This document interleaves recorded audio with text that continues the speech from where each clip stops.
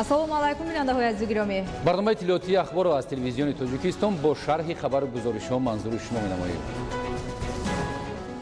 имрӯз таҳти раёсати сарвазири ҷумҳурии Тоҷикистон раиси ситоди ҷумҳуриявӣ оид ба пурзур намудани чораҳои зидди эпидемикӣ, пешгирӣ аз паҳншавӣ ва интиқоли сирояти коронавирус COVID-19 дар ҷумҳурии Тоҷикистон Қоҳир Расӯзода ҷаласаи навбати ситод баргузор гардид.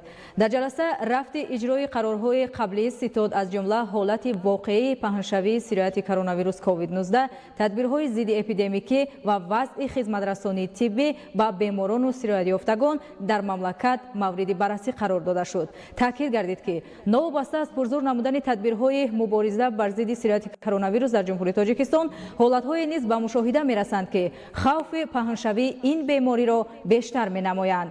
аз ҷумлаи ин ҳолатҳо бениқоб гаштани аҳолӣ дар ҷойҳои ҷамъиятӣ, нақлиёти мусофиркашонӣ ҷамъиятиву шахсӣ, гулгашту хиёбонҳо ва боғу марказҳои фароғатӣ, инчунин риоя накардани фосилаи иҷтимоӣ мебошанд. ҳамчунин риоя нагардидани талаботи меъёрии мусофиркашонӣ дар нақлиёти мусофиркашонии дохили шаҳрию беруни шаҳрӣ низ нигаронкунанда арзёбӣ гардид. хотиррасон бояд кард ки тибқи қарори ситоди ҷумҳуриявӣ оид ба пурзур намудани чораҳои зидди эпидемикӣ, пешгирӣ аз паҳншавӣ ва интиқоли сирояти коронавирус COVID-19 дар ҷумҳурии Тоҷикистон ба хотири ҳифзи солимии аҳолӣ, амнияти шаҳрвандон ва пешгирӣ аз паҳншавии бемориҳои сироятӣ, сокинони мамлакат бояд аз хона бе ниқоби муҳофизати тиббӣ берун набароянд, дар нақлиёти ҷамъиятиву шахсӣ ва марказҳои савдою бозорҳо, боғу гулгашт ва хиёбонҳо низ бе ниқоб нагарданд ва қоидаҳои гигиенаи шахсиро қатъиян риоя намоянд. бо назардошти вазъияти имрӯза ситоди ҷумҳуриявӣ оид ба пурзур намудани чораҳои зидди эпидемикӣ, пешгирӣ аз паҳншавӣ ва интиқоли сирояти коронавирус COVID-19 дар ҷумҳурии Тоҷикистон қарор қабул намуд ки то ба эътидол омадани вазъият дар мамлакат баргузории ҳама гуна чорабиниҳои расмӣ, ҷашну маъракаҳо ва маросимҳои гуногун муваққатан қатъ карда шавад. имрӯз ҷаласаи навбатии шӯрои вазирони корҳои хориҷӣ созмони аҳдномаи амнияти дастаҷамъӣ бо иштироки вазирони корҳои хориҷӣ тариқи видеоконференсия баргузор гардид. роҳбарони ҳайъатҳо доир ба масъалаҳои мубрами амнияти байналмилалӣ ва минтақавӣ, аз ҷумла вобаста ба муборизаи муштарак бо таҳдиду хатарҳои ҷаҳони муосир мубодилаи афкор намуданд. дар рафти ҷаласа масъалаҳои марбут ба пешбурди иқтидори сулҳофарии созмони аҳдномаи амнияти дастаҷамъӣ, мақоми нозир ва шарики созмони аҳдномаи амнияти дастаҷамъӣ, инчунин ҳамкориҳои созмон бо иттиҳоди давлатҳои мустақил ва созмони ҳамкориҳои Шанхай низ муҳокима карда шуд. дар ин ҷаласа ҳамчунин вазъи ҷаҳон дар давраи паҳншавии коронавируси COVID-19 ва тадбирҳои андешидаи ҳукуматҳои кишварҳои азод дар ин самт мавриди баррасӣ қарор дода шуд. ҳамчунин самтҳои афзалиятноки ҳамкории кишварҳо дар доираи созмони аҳдномаи амнияти дастаҷамъӣ дар самти мубориза бар зидди терроризм ва ифротгароии байналмилалӣ, қочоқи маводи мухаддир ва силоҳ низ баррасӣ гардид. тибқи иттилои ситоди ҷумҳуриявӣ оид ба пешгирии паҳншавии сирояти коронавирус COVID-19 дар ҷумҳурии Тоҷикистон ба ҳолати 26 майи соли 2020 дар муассисаҳои табобатии мамлакат 2588 нафар зери назорати табибон қарор дошта 3266 нафар бо ташхиси сирояти коронавирус ошкор гардиданд. то имрӯз 1417 нафар аз ин беморӣ шифо ёфта, 47 ҳолати фавти шаҳрвандон ба қайд гирифта шудааст. дар як шабонарӯзи охир 436 нафар пас аз гузарондани ташхису муоина дар ҳолати қаноатбахш аз муассисаҳои табобатӣ ҷавоб дода шуданд. ситоди ҷумҳуриявӣ оид ба пешгирӣ аз паҳншавии сирояти коронавирус COVID-19 дар ҷумҳурии Тоҷикистон ба хотири ҳифзи солимии аҳолӣ, амнияти шаҳрвандон ва пешгирӣ аз паҳншавии бемориҳои сироятӣ аз тамоми сокинони мамлакат даъват ба амал меорад ки аз хона бе ниқоби муҳофизати тиббӣ берун набароянд, дар нақлиёти ҷамъиятиву шахсӣ ҳатмӣ ниқоб истифода баранд ва дар марказҳои савдою бозорҳо, боғу гулгашт ва хиёбонҳо низ ҳатман бе ниқоб нагарданд. аз дастфишорӣ ҳангоми салом ва ҳамдигарро ба оғӯш гирифтан худдорӣ намуда, қоидаҳои гигиенаи шахсиро қатъиян риоя намоянд. дар асоси дастури супоришҳои роҳбарияти давлат ва ҳукумати ҷумҳурии тоҷикистон бо мақсади тақвияти мубориза бар зидди коронавируси COVID-19 ва таъмини саривақтии беморхонаю дорухонаҳо бо маводи дориворӣ ва молҳои тиббӣ ҳамарӯза миқдори зарурии доруворӣ ва лавозимоти тиббӣ ба мамлакат ворид карда мешавад. имрӯз ба мамлакат дар ҳаҷми беш аз 19 тонна маводи доруворӣ ворид карда шуд. идомаи ин мавзӯъ дар гузориши хабарнигорони мо.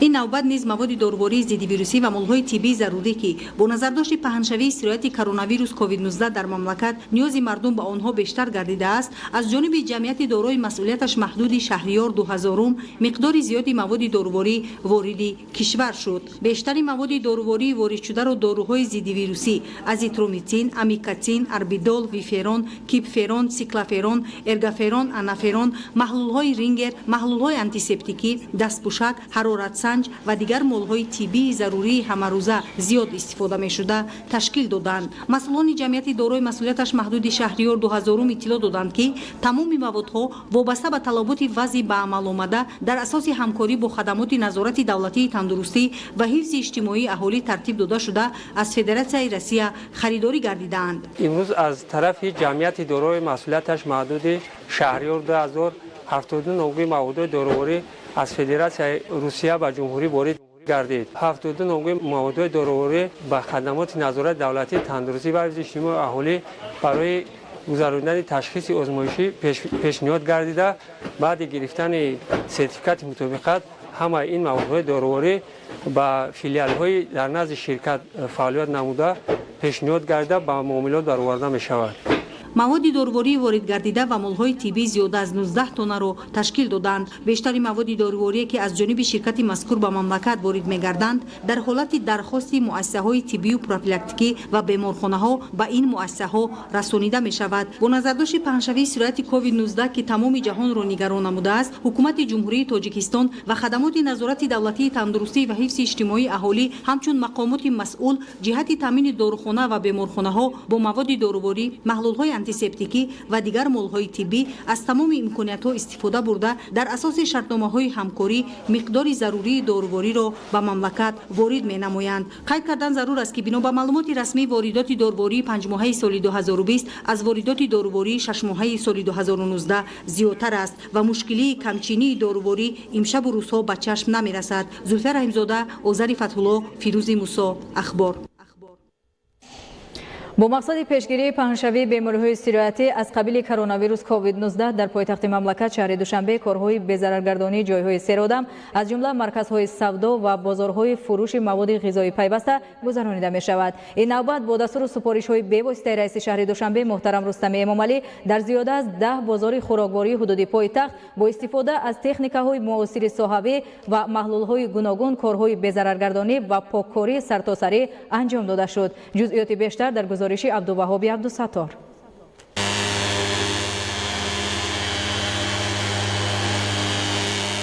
аз рӯзҳои нахустини ба қайд гирифта шудани бемории коронавирус COVID-19 дар ҷумҳурии Тоҷикистон аз ҷониби роҳбарияти мақомоти иҷроияи ҳокимияти давлатии шаҳри Душанбе барои пешгирӣ аз паҳншавии ин бемории сироятӣ дар пойтахти мамлакат корҳои безараргардонӣ ва тадбирҳои дигари зидди эпидемикӣ тақвият бахшида шуд.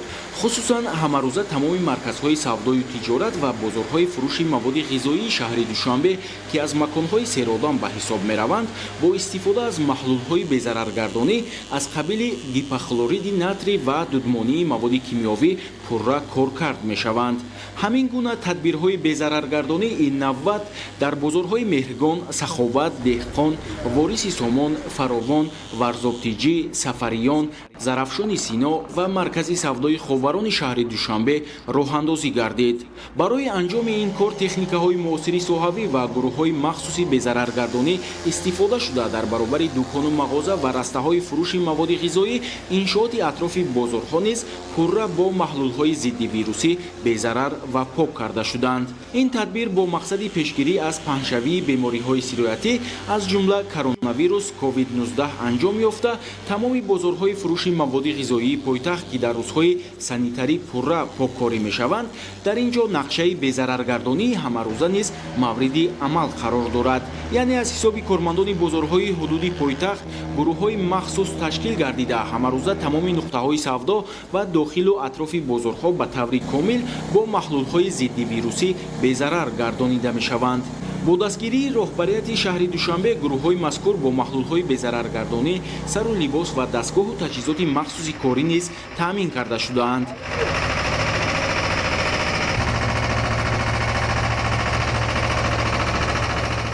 мо корҳои безараргардониро дар ҳудуди бозор дар як рӯз 2 маротиба ташкил намудем ва инчунин аз тарафи роҳбарияти худи бозор гурӯҳи муваққатӣ ташкил карда шудааст ки ҳар рӯз баъди анҷоми корҳои савдо тамоми ҳудуди бозор безарар гардонда мешавад. дар доираи дастурҳои бевоситаи пешшои муаззами миллат муҳтарам Эмомалӣ Рамон ва қарорҳои марбутаи раиси шаҳри Душанбе муҳтарам Рустами Эмомалӣ бо мақсади пешгирӣ аз паҳншавии бемориҳои сироятӣ хусусан COVID-19 дар ҷамъияти дорои масъулияташ маҳдуди вориси Сомон тадбирҳо андешида шуда то ин муддат аллакай корҳои зарурӣ Сомон дода шудааст.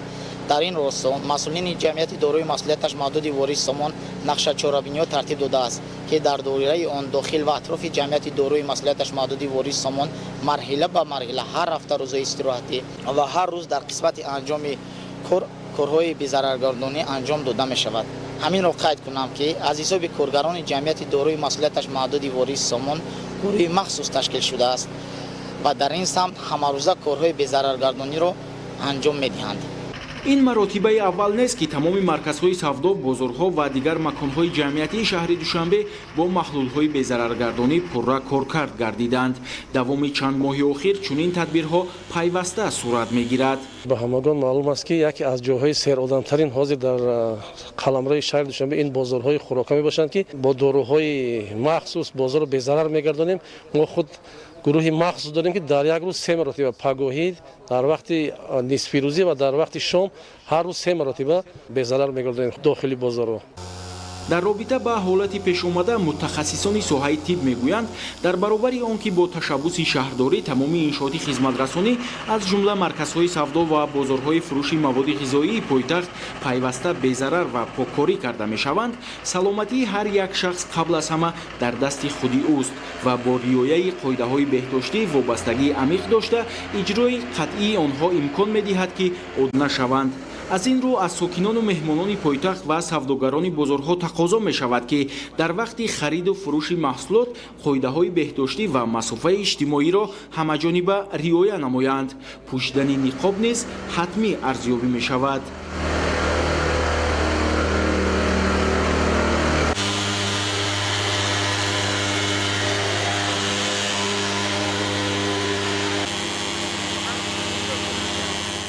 дар оянда низ чунин тадбирҳои безараргардонӣ дар марказҳои савдо ва бозорҳои ҳудуди пойтахти мамлакат шаҳри Душанбе ҷиҳати пешгирӣ аз паҳншавии бемориҳои сироятӣ аз ҷумла коронавирус COVID-19 пурзур карда мешавад. Абдуваҳоби Абдусаттор, Ҳафизуллои Саъдулло, шаҳри Душанбе, ахбор.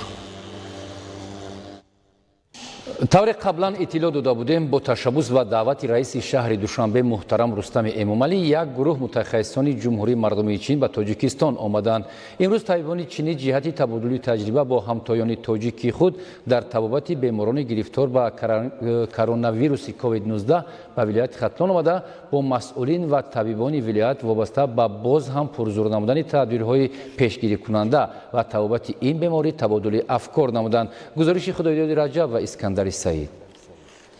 имрӯз гурӯҳи табибони чинӣ иборат аз 15 нафар ба маркази вилояти Хатлон шаҳри Бохтар ташриф оварда бо вазъи бемории коронавируси нави COVID-19 ва ҷилавгирӣ аз он дар маҳалҳо бо масъулини соҳаи тандурустии вилоят табодули афкор намуданд.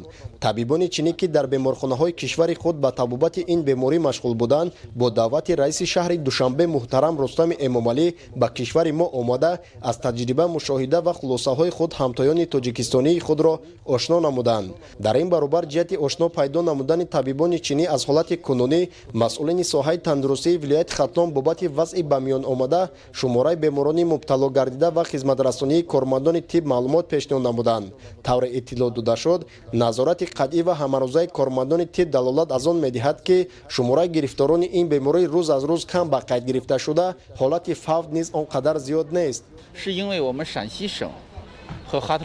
нигоҳ накарда ба нақшаи ниҳоят зичи ки мо дар тоҷикистон дорем, бо дар назар дошти муносибатҳои дӯстию бародарӣ мо бо вилояти Хатлон, мо кӯшиш кардем як рӯзро ҳатман ҷудо карда ба ин вилоят биёем ва бо ҳамкасбони худ гӯем ки табодули таҷриба намоем. мақсади омадани мо аз се мақсад иборат аст. якум ин мо ба дидори дӯстони худ омадем ки мо бародар ҳастем, дӯст ҳастем. дуюм ин аст ки мо омада аз вазъи муборизаи вилояти Хатлон бо ин эпидемия бохабар бошем. сеюм кӯшиш кунем ки бинем ки табибони мо чӣ гуна пешниҳоду таҷрибаи ҷумҳурии мардуми Чинро метавонанд ба вилояти Хатлон пешниҳод кунанд то дар муборизаи мардуми вилояти Хатлон, ҷумҳурии Тоҷикистон ба ин вирус гӯем ки саҳми худро гузоранд. албатта мардуми музофоти шайнсӣ ба гӯем ки вазъи саломатии вилояти Хатлон, мардуми вилояти Хатлон ба ҳолати эпидемиологӣ дар ин вилоят таваҷҷӯҳи хоса дорад ва гӯем ки зери таваҷҷӯҳи мо низ ҳаст. ҳамчунин зимни вохӯрӣ масъулини мақомоти иҷроияи ҳокимияти давлатии вилоят аз он изҳори қаноатмандӣ намуданд ки мардуми ба мо дӯсту ҳамсоя дар чунин рӯзҳои мушкил дасти кӯмаки хешро дареғ намедоранд.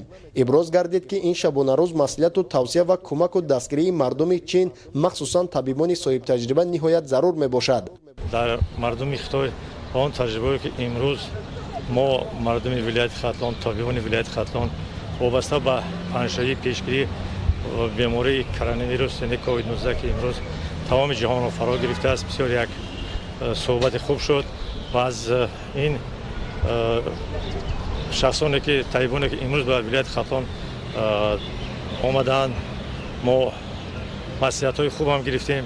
он маслиҳатҳое ки имрӯз ба мо доданд судманд буда ва мо дар доираи манаме суханҳое ки имрӯз гуфтанд мо кор фаъолият мекунем то ин ки бемории коронавирус ки имрӯз дар вилояти Хатлон низ ба қайд гирифта шудааст ва як чанд нафаре ки дар беморхонаҳо вобаста ба ин бемориҳо бистарӣ ҳастанд, мо онҳоро зери назорат ва табобат мекунем. масъулини вилояти Хатлон ёдовар гардиданд ки хушбахтона имрӯз бо ғамхориҳои пайвастаи ҳукумати ҷумҳурии Тоҷикистон вазъи ба амаломада то дараҷаи мутаъддил гардида, масъулини соҳаи тандурустӣ кӯшишу талош менамоянд ки баҳри солимиву эмин нигоҳ доштани сокинон аз ин вируси ҳамагир аз ҳамаи имконоту воситаҳои мавҷуда истифода мебаранд.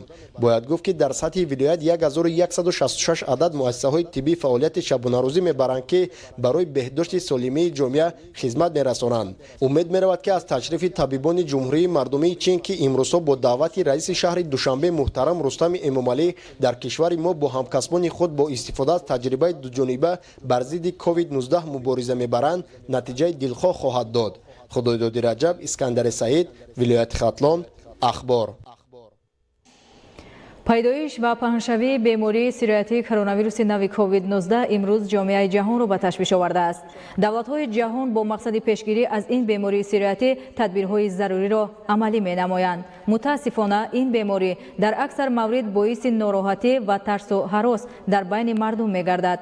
ба андешаи равоншиносон эҳтиёт шарт аст, вале ҳароси аз ҳад зиёд боиси паст шудани масъунияти бадан гардида рафти муолиҷаро мушкил мегардонад. машғул шудан ба варзиш, истеъмоли хӯрокҳои сервитамин ва риояи ҳатмии қоидаҳои гигиенаи шахсӣ инсонро аз сирояти ҳама гуна бемориҳо ҳифз менамояд. гузориши ҳамкоронамон дар ин хусус. равоншиносон тавсия медиҳанд ки дар сурати зиёд шудани тарс дар вуҷуди инсон бояд оби хунук нӯшад ё ин ки дасту рӯйро бо оби хунук шӯяд, вагарна тарс дар вуҷуди шахс боқӣ монда ба саршавии ҳар гуна бемориҳо оварда мерасонад. тарс ин эмоцияи бунёдии организм аст ва хусусияти муҳофизатӣ дорад ба мисли дард. масалан агар кадом узви дохилии одам дард кунад, ин сигнале ҳаст барои мо аз қафои табобати он шудан. тарс ҳам чунин аст. вақте ки мо метарсем, пас мо эҳтиёт мекунем, яъне он ба таври табиӣ ба вуҷуд меояд. аммо дар як дараҷаи муайян вақте ки вазъияти ногаҳонӣ, вазъияти масъулиятнок, вазъияти ғайриодатӣ пеш меояд, организм ва психикаи мо ё равони мо ба он реакция аксуламал нишон медиҳад дар шакли зиёд шудани тапиши дил, баланд шудани ҳаяҷоннокӣ ва монанди инҳо стресс ҳастанд ва аксуламали табиӣ ҳастанд ва бояд чунин бошад. вақте ки чунин аксуламал нишон медиҳад организм ва психика, ин маънои онро дорад ки механизмҳои анамин организм ва психика дуруст амал мекунанд. стресс ё тарс ҳамчун эмоцияи баъзавӣ худ ба худ ба вуҷуд меояд ва реаксияи организм аст, аммо бояд мо афзоиши онро пешгирӣ кунем. зеро стресс дар дараҷаи паст ин фаъолкунанда аст. дараҷаи оптимали стресс мегӯянд дар илми равоншиносӣ. Он моро фаъол мекунад, он моро ба эҳтиёткорӣ водор мекунад, аммо дараҷаи аз меъёр баланди он таҳлукаро бедор мекунад ки он зарарнок аст, хусусан ба саломатии одам. масалан тарсро дар замонҳои қадим ҳам яке аз омилҳои асосии бемориовар медонистанд. дар илми имрӯзаи тиб ҳам ин чиз маъмул аст. бемориҳои психогенӣ мегӯянд, бемориҳое ки дар зери таъсири тарс, изтироб ва ғайра ба вуҷуд меоянд. олӣ файласуф ва табиби ҳозиқи миллати тоҷик Абуалӣ ибни Сино солҳо қабл вобаста ба пешгирӣ аз бемориҳои сироятӣ гуфта буд: воҳима худаш ними беморӣ аст, хотирҷамъӣ ними саломатӣ ва сабр бошад саршавии шифо аст. тарс низ меъёрҳои худро дорад. ба андешаи равоншиносон ва табибон тарс ба миқдори зарурӣ бояд бошад, чунки шахсро аз баъзе хатарҳо ҳифз менамояд. аммо тарсу воҳимаи аз меъёр зиёд метавонад ба бемориҳои гуногун аз ҷумла бемории хотирпарешонӣ, фишорбаландӣ, сактаи қалб гирифтор намуда оқибат ба марг оварда расонад. таҳлука аз ноогоҳӣ ба амал меояд. вақте ки мо дар бораи механизмҳои паҳншавии ҳамин беморӣ камтар медонем, дар бораи роҳҳои пешгириаш камтар медонем, ин чиз моро ба таҳлука аз номуайянӣ ба вуҷуд меояд. чӣ қадар мо маърифатнокии тиббӣ ва маърифатнокии равонӣ ё ки психологии шаҳрвандонро баландтар бардорем, эҳтимолияти паҳн шудани изтироб дар байни мардум таҳлука камтар мегардад. ва ана ҳамин огоҳиҳо шиддати тарсро, таҳлукаро дар як шахс паст мегардонад ва дар як шахс паст шудани таҳлука ин боиси паст шудан дар ҷомеа низ мегардад. зеро тамоми инсонҳо бо ҳамдигар алоқаманд ҳастанд ва худи тарс ҳам хосияти сирояткунӣ дорад, на бо роҳи вирус ё дигари микроорганизмҳо, балки бо роҳи талқиннамоӣ. вақте ки мо бо одами хушҳол ҳамсӯҳбат мешавем, эҳтимолияти дар мо низ хушҳолӣ ба вуҷуд омадан зиёдтар аст. имрӯзҳо ки шаҳрвандон аз бемории сироятии COVID-19 ба тарсу воҳима дода шуданд, мутахассисон тавсия медиҳанд ки ба варзиш машғул шудану истеъмол намудани хӯроки сервитамин ва сайру гашт намудан дар ҳавои тоза, бо риояи гигиенаи шахсӣ ва нигоҳ доштани масофаи иҷтимоӣ дар масофаи то 2 метр беҳтарин муқовимат бар зидди коронавируси нав COVID-19 мебошад. муҳаммад муъминзода, Меҳрӯзи ҷумъа, Фирӯзи Мусо, Ахбор. дар шаҳри бохтар ва клуби вилояти Хатлон барои ташхиси бемории COVID-19 бо дастгирии ҳукумати ҷумҳурии Тоҷикистон озмоишгоҳҳои замонавӣ мавриди истифода қарор дода шуданд. озмоишгоҳҳои мазкур бо таҷҳизоти муосир ҷиҳозонида шуда, дар онҳо дар як рӯз то 200-250 ташхис гузаронида мешавад. идомаи мавзӯъ дар гузориши хабарнигорони мо.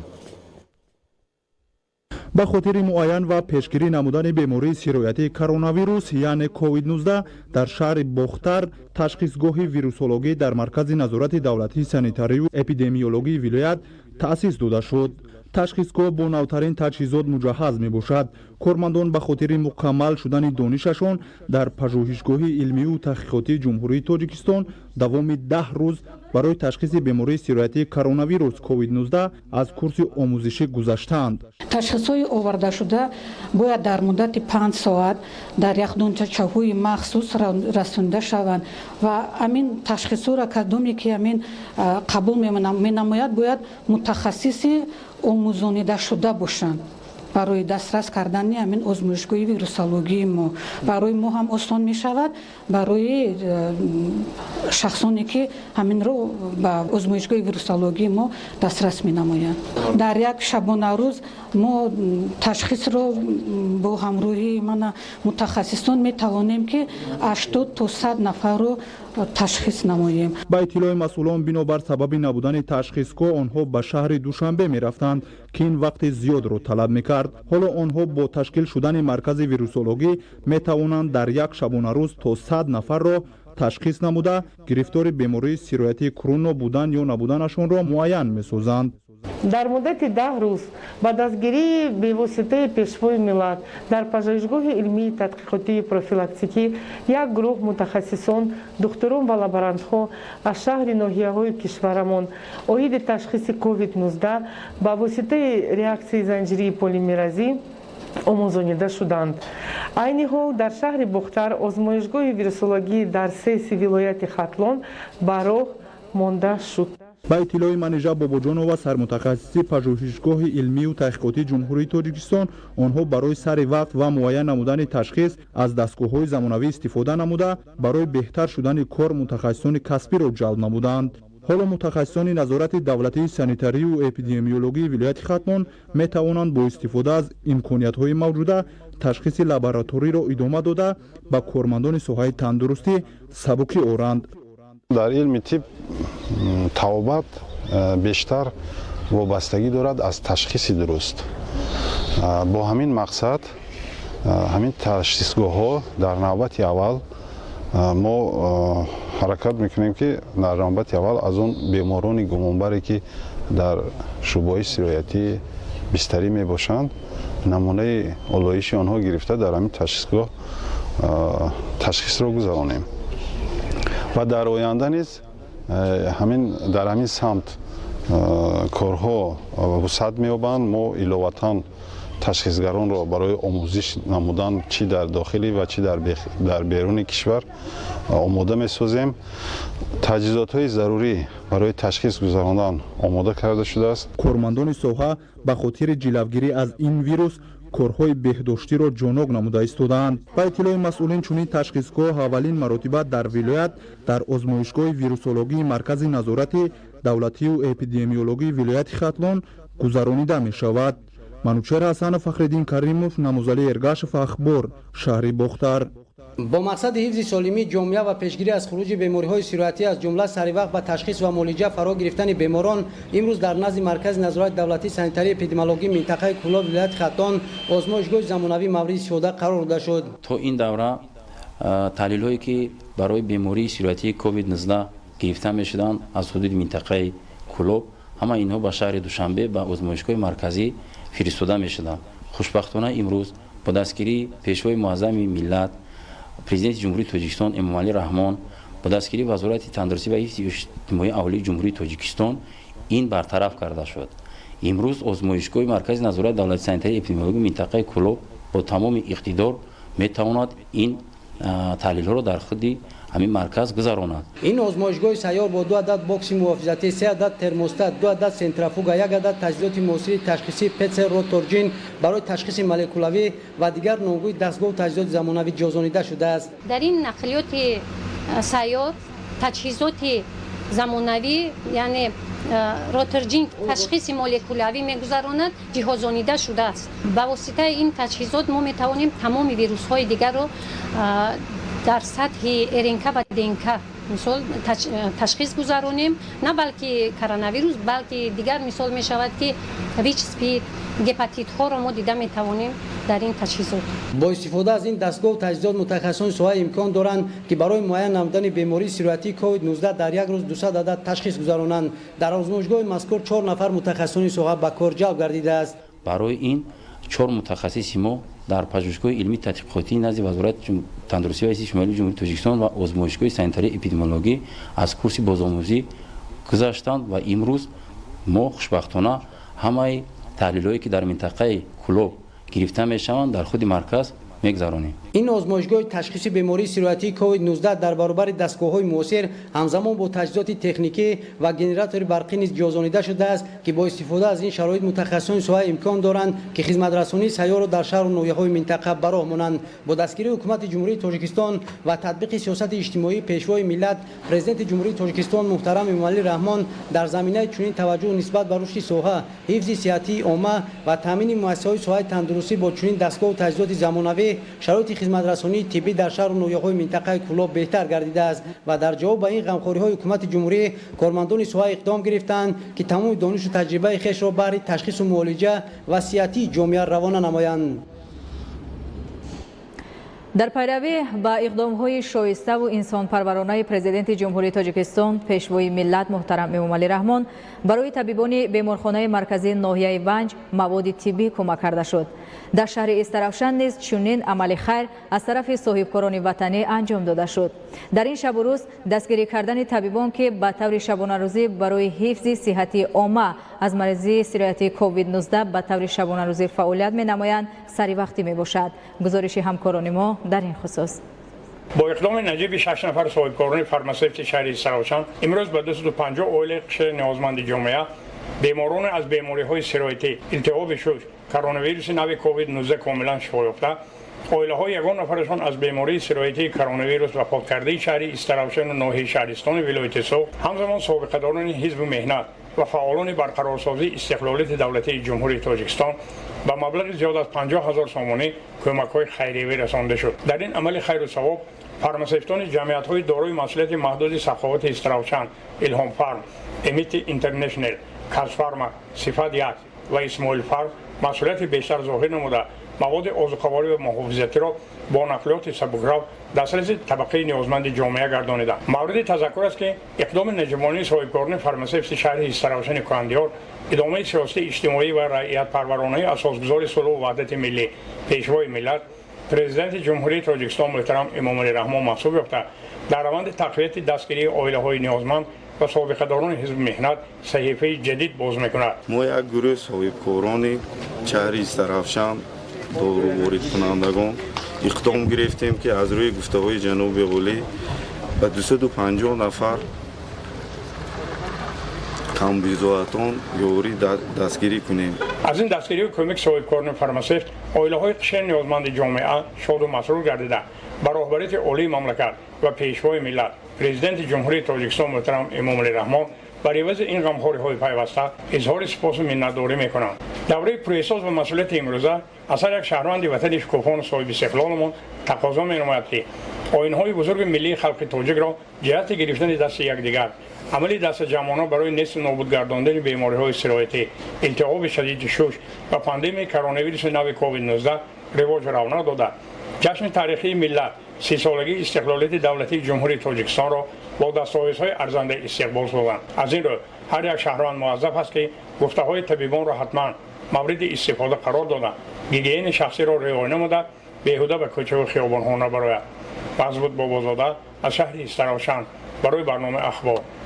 در پرتو سیاست انسانپرورانه اساسگذاری صلح و وحدت ملی پیشوای ملت پرزیدنت جمهوری تاجیکستان محترم امامعلی رحمان صاحبکاران و شخصان سخاوتمند کشور پیروی نموده جهت رساندن کمک به طبیبان که در مقاومت با بیماری سرایتی کرونا ویروس نو کووید 19 این شب و روز دلیرانه فعالیت میکنند دستگیری مینمایند. این نوبت از جانب عائله قاسمیوفا که در پایتخت کشور شهر دوشنبه زندگی دارند پیش خود مقصد گذاشتند که به بیمارخانه مرکزی ناحیه ونج ولایت مختار کوهستان بدخشان مقدار ضروری مواد داروواری و لباس‌های محافظتی مدد رسانند. ما حس کردیم که ما تنها نیستیم و اون دستگیری و کمک‌هایی که امروز با تشبث پیشوای ملت اساسگذار صلح و وحدت ملی محترم پرزیدنت کشورمان امامعلی رحمان به وقوع پیوسته است، تمام برادران خیرخواهی که در جمهوری تاجیکستان موجود هستند دست درازی خود و کمک‌های خود را به تمام طبیبان و بیمارخانه‌های مرکزی و کارمندان شورای تندرستی رسانیده ایستادند. از اقدام عائله قاسمیوفا هیئت 13 نفره طبیبان بیمارخانه مرکزی ناحیه ونج ولایت مختار کوهستان بدخشان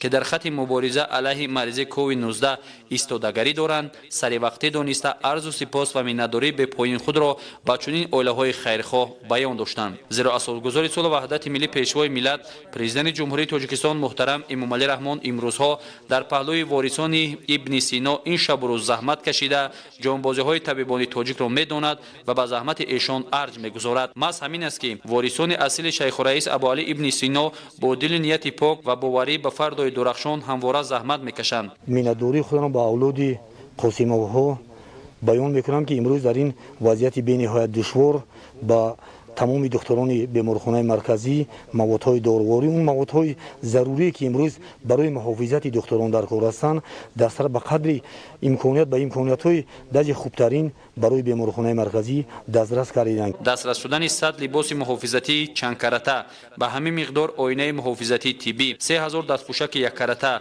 1000 دانه نقاب 200 دانه پلیونکای عکسبرداری رنگینی و مقدار معین مواد داروواری ضد ویروسی در انبارخانه بیمارخانه دسترس و ذخیره گردید. این تشبث انسان دوستانه جناب عالی الهام تازه گرفتیم. ما بعد کوشش کردیم گفتیم قدری هم باشه برای دستگیری ساختمان مرکز ناحیه با واسطه به شرایط داروواری سر لباس مخصوص اچکی و اون همون چیزایی که در مد اول برای کارمندان تیپ ضرور است کمک کردیم. با اطلاع سرطبیب این شفاخانه 14 نفر گرفتار بیماری التهاب شش زیر نظارت قطعی طبیبان قرار داشته. طبیبان حاذق درماندان و پورا از حساب حکومت جمهوری تاجیکستان داروی و درمان میبخشند که در روزهای نزدیک بعد شفای کامل یافتن به نزد خویش و پیوندان با سر بلند رخصت مینمایند. 27 نفر بستری گردیدند که از این 13 نفر آنها با شفایی کامل خطی از بیمارخانه مرکزی رهایی یافتند و امروز ما تمام قوت خود را به اون به خرج می‌دهیم که در زیر نظارت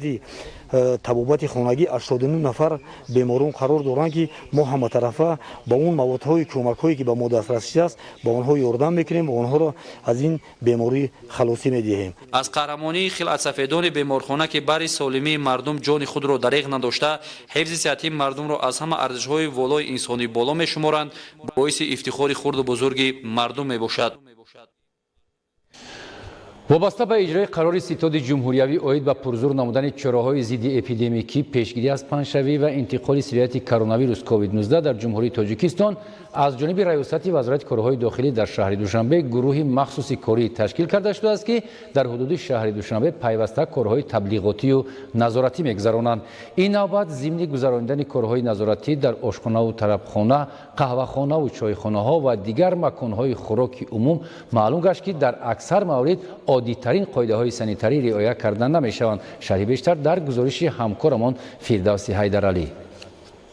جهت پیشگیری از پنهشوی بیماری کرونا ویروس نو کووید 19 در سرتاسر مملکت منتظم تدبیرهای ضروری اندیشیده شده. در همین زمینه در بین جامعه از جانب نهادهای دخلدار کارهای فهماندهی گذرانیده می شود. استفاده نقاب، رعایت قاعده‌های گیگینی و بهداشتی گرچند کلمه و عباره‌های تکرار هم باشند ولی متاسفانه برخی شهروندان دیده و دانسته خلاف این گفته‌ها کار می‌کنند در حالی که رعایت این همه محض برای سلامتی و عافیتی آنها نگرانیده شده است. همینگونه در دایره توسعه متخصصان و قرار دخلدار ستاد جمهوریوی ریاست وزارت کارهای داخلی در شهر دوشنبه با مقصد حفظ سالمی جامعه کارهای تبلیغاتی و نظارتی را پیوسته در حدود شهر دوشنبه می‌گذراند. از جانب کارمندان ریاست وزارت کارهای داخلی در شهر دوشنبه گروه‌های سیار تشکیل کرده شده در آشخانه و طربخانه، کوچه و خیابان‌های شهر دوشنبه، دکان و فروشگاه، مغازه‌های فروش خوراک عموم و دیگر مکان‌های گشت و گذار شهروندان عملیات‌های پروفیلاکتیکی و کارهای فهماندهی و نظارتی راه‌اندازی کرده شده است. ضمن گذراندن کارهای نظارتی ریاست وزارت کارهای داخلی در شهر دوشنبه اوید به معین نمودن حالت رعایت بهداشت شخصی، استفاده حرارت سنج، قبول مزاجان و دیگر پهلوهای به این مسئله ربط داشته در طربخانه و قهوه‌خانه و آشخانه‌های شهر دوشنبه معلوم گشت که در اکثریت آشخانه و طربخانه‌ها این قاعده‌ها به کلی رعایت نمی‌شوند. چون میگویند که آهن را در گرمیش می‌کوبند، رعایت قاعده‌های سانیتاری در صورت انتقال و خروج بیماری‌های سرایتی مسئله اولین درجه به حساب می‌رود. مثلا در طربخانه میروه که فیلیال آن یکی در کوچه دوستی خلق‌ها و دیگری در خیابان رودکی موجود است، هنگام نوارگیری گروه ایجادی معلوم گشت که با واردشوی مزاجان به طربخانه حرارت آنها سنجیده نمی‌شود و دست‌هایشان نیز با محلول‌های آنتیسپتیکی بی‌ضرر نمی‌گردد. دایر به اجرا نگردیدن این حالت‌ها از کارمندان پرسان شدیم ولی هر گونه بهانه می‌جستند و جواب انیق ندادند.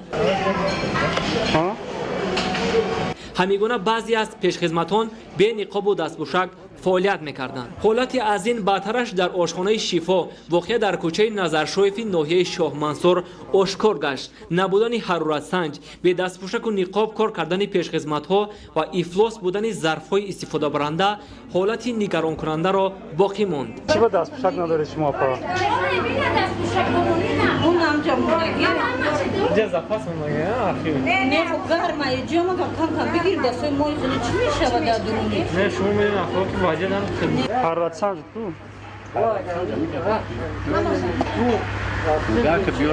وقتی ما در اومده مثلا حرارت ما رو نسنجند که است. در چایخانه یخماس واقع در کوچه دوستی خلقا و سیخ کبابی تختچه در کوچه زیبونیسای ناحیه شاه منصور، آشخانه فریل خاوس و آشخانه آزاده در کوچه لایق شغلی ناحیه اسماعیل سامانی، طربخانه صفا در کوچه ناصر خسرو و چند دیگر مکان‌های خوراک عموم عادی‌ترین قاعده‌های سانیتاری از جانب ستاد جمهوریوی پیش بینی شده را رعایت نمی‌کنند. حاضرین ما روی کردیم آفریقا باید بیارم. برای چی اجرا نمیکنم قراری استاد جمهوری را؟ فقط همین حواسات آنتیسپتیک دوره. آنتیسپتیک دوره نو. برای چی استفاده نمیبرید داخلی؟ دوره استفاده نمیبرید. چه استفاده؟ اما شما میذارید که میدارو. مثلا باید همین درآمدزده باشه. نماز که میداریم بعد از شب تو کارش هم. یکی امروز خریدیم مشاهده کردیم یکون نفر نه. یکون کس مسئول نیست. مسئول هست. ما آنتیسپتیک گرچند در بعض این آشخانه و طربخانه ها ملولهای آنتیسپتیکی و حرارت سنج وجود داشت ولی متاسفانه چون نمایش در گوشه مانده شده عموما استفاده برده نمی شدند. ضمن آشکار کردن حالت های غیر استانداردی در این مکان ها از جانب گروه کاری با مسئولین کارهای فهماندهی به راه مانده شد. می باید در این لحظه ها همه یک جایه قاعده های سانیتری را رعایت نمود، به اهمیت را از خود دور ساخته سالمی خود و جامعه را در مد اول گذاریم. فردوسی حیدرعلی، مقصد برای برنامه اخبار.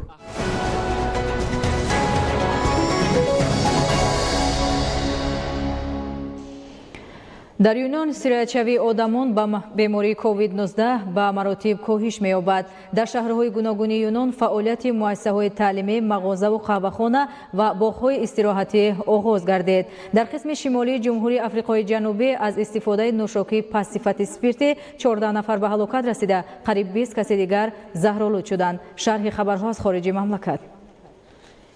در یونان سیرایت‌شوی آدمان با بیماری کووید-19 به مراتب کاهش می‌یابد. در رابطه با این علاقه فعالیت بندرها آغاز گردید. در منطقه‌های گوناگون یونان پنجشنبه این ویروس سست گردیده حالت کارانتین مرحله به مرحله بیکار کرده می‌شود. در شهرهای گوناگون یونان فعالیت مؤسسه‌های تعلیمی، مغازه و قهوه‌خانه و آثارخانه‌ها آغاز گردیده است. طبیبان به ساکنان توصیه می‌دهند که هنگام گشت و گذار کردن در کوچه و خیابان‌ها از نقاب‌های مخصوص استفاده برند و در جای‌های جمعیتی از جمله در بازار و نقلیات جمعیتی فاصله بین یکدیگر را رعایت نمایند. حکومتداران یونان ابراز می‌دارند که شروع از 1 ایول سال روان قبول سیاحان به منطقه‌های گوناگون کشور به راه مانده می‌شود. عالمان ساحه طب اظهار می‌دارند که عامل اساسی سرایت نشدن به بیماری کووید-19 رعایت کردن گیگینه شخصی میباشد. طبیبان در سراسر دنیا بیش از 2,300,000 مریضان بیماری کووید-19 را معالجه کردند. شبانه روز آخر در حدود فدراسیای روسیه 58 سرچشمه کلونی سوختار بیش از 1000 خاموش کرده شد. رسانه‌های خبری محلی اطلاع می‌دهند که با آتش نشانان میسر گردیده است در یک شبانه روز 2000 گکتار مساحت سوختار جنگل را خاموش نمایند. عین حال در منطقه‌های گوناگون فدراسیای روسیه سوختار بیش از 1000 در مساحت 13000 گکتار عمل می‌کند. وابسته به تهدید خطر سوختار بیش از 1000 به یک قطار منطقه‌های اهالی‌نشین کشور زابایکال، ولایت‌های ایرکوتسک، خاکاسیا حالت فوق‌العاده اعلام کرده شده است. سوختار جنگل بیشتر به کشور کراسنویارسک فدراسیای روسیه ضرر رسانده، زیاده از 4500 گکتار حدود بیش از 1000 را به خاکستر تبدیل داده است. در ولایت تخار جمهوری اسلامی افغانستان بین دو گروه مسلح زد و خورد به عمل آمد. در نتیجه 10 نفر به هلاکت رسیده، 4 کس دیگر جراحت برداشت. هنگامی که کارمندان ساختارهای قدرتی به محل حادثه آمدند، سلاح به دستان فرار کردند. خدمتچیان حربی برای سرکوب نمودن سلاح به دستان عملیات قطعی می‌گذرانند. در ولایت‌های گوناگون جمهوری اسلامی افغانستان از سبب بسیار بودن گروه‌های سلاح به دست، پیوسته تیرپرانی به عمل می‌آید. در حوزه خودمختار چوکاتکای فدراسیای روسیه چرخبال حربی می 8 به فلاکت دچار شده آتش گرفت. در نتیجه 4 نفر به هلاکت رسید. طبق اطلاع کارمندان نجاتدهی چرخبال مذکور در فرودگاه انادیریا با نشست صدموی فرود آمده آتش گرفته است. طبق اطلاع پیشکی سبب به فلاکت دچار شدن چرخبال می 8 به عمل آمدن نقصان تکنیکی ارزیابی می گردد.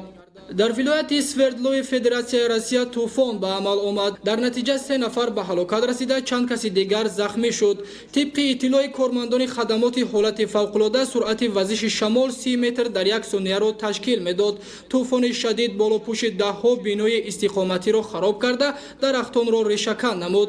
حالت پیش آمده به حرکت نقلیات در راه‌ها خلل وارد نمود. وزش شمال خطهای انتقال نیروی برق را کورنشوام کرده، باعث به برق ماندن ساکنان گردید. برای برطرف نمودن عاقبت‌های آفات طبیعی در ولایت سوردلوی فدراسیای روسیه کارمندان خدمات داخلدار فعالیت دارند.